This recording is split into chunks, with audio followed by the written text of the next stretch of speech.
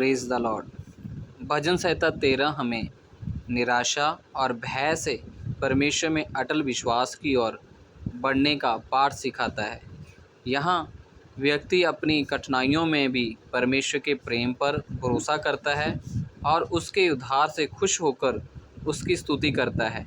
यह वचन यह भी दर्शाता है कि जब हमें लगे कि परमेश्वर ने हमें छोड़ दिया है, तब भी परमेश्वर विश्वास योग्य है और उसका प्रेम कभी कम नहीं होता, बल्कि हमेशा आशा और शक्ति प्रदान करता है।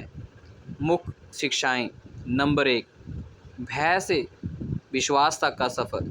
दाऊद की प्रार्थना की शुरुआत परमेश्वर से ये पूछकर होती है कि वह कब तक उसे भूला रहेगा, लेकिन भजन के अंत में वह परमेश्वर के प्रेम और उद्धार पर पूर्ण विश्वास की घोषणा करता है।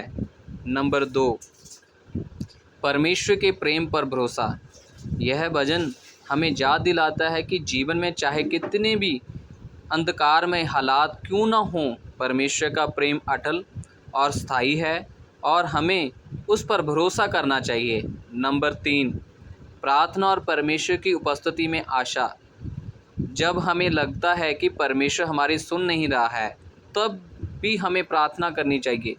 यह वचन सिखाता है कि परमेश्वर का प्रेम परीक्षाओं से कम नहीं होता, बल्कि यह हमारी आशा और शक्ति का निरंतर स्रोत है। नंबर 4, परमेश्वर की भलाई पर टिका विश्वास।